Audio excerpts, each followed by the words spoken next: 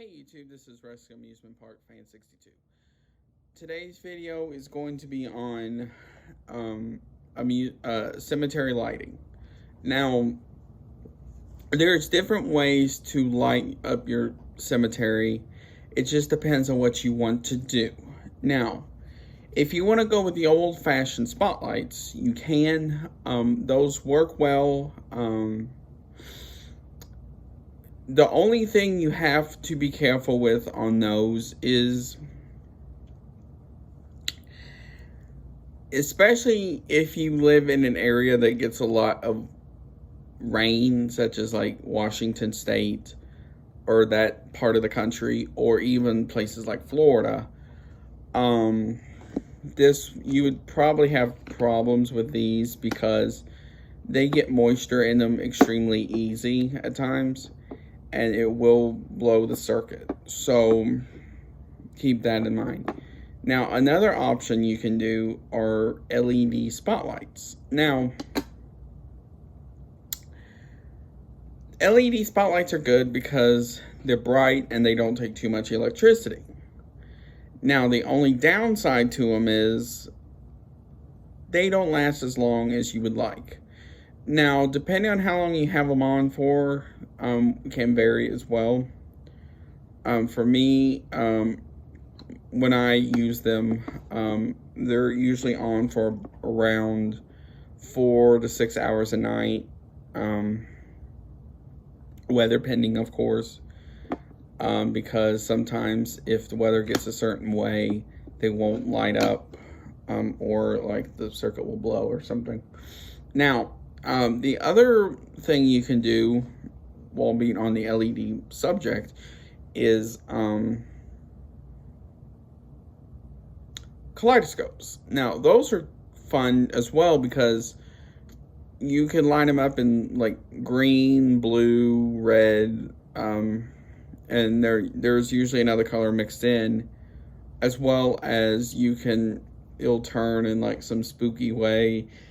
They're very cool. Now, the other thing that you can do, especially if you have a good sized cemetery, is typically through places like Spirit Halloween or one of those seasonal Halloween stores, they will have a display, typically with either the kaleidoscope lights or sometimes the LED spotlights.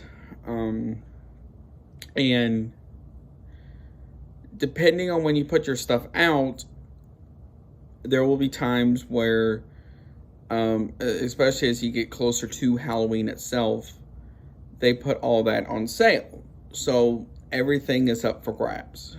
So you can get just those lights by themselves.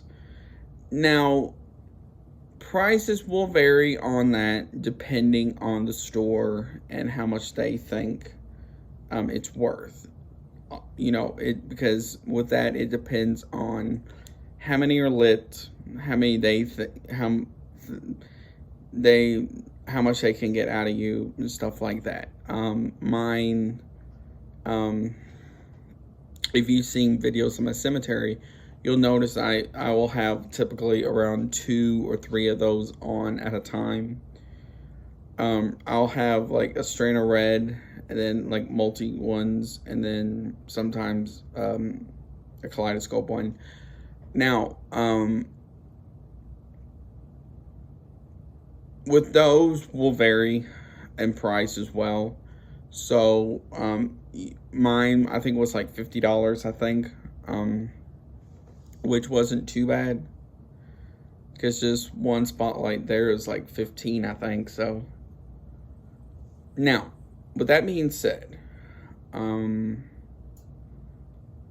what sort of tombstone should you do? Now, you can hand make them if you're crafty enough. I tried it, didn't work out too well.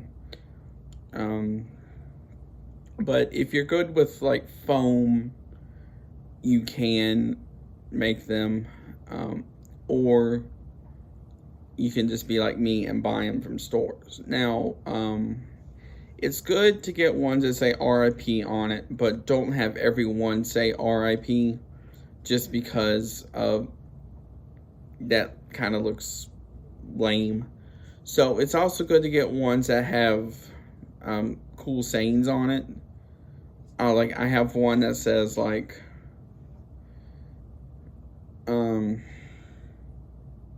this site for sale or something. And you can get those at reasonable prices. At home, we usually have good ones, but with this year, I know they're selling a lot, so I'm not entirely sure. Spirit usually has some good ones as well. They have one that looks like an angel crying and some others. Walmart usually has good ones. Just look around. And the last one is coffins. Now, same with the tombstones in this case. Depending on how crafty you are with stuff, you can make it yourself. Now, I tried doing that with a coffin. It lasted a good while, but it fell apart. Now, the other thing you can do is sometimes flea markets and other places like that will have good stuff regarding that, because like the coffin that I use in my cemetery now, it is a compressed wood one. I found that at a flea market here. So it just depends on how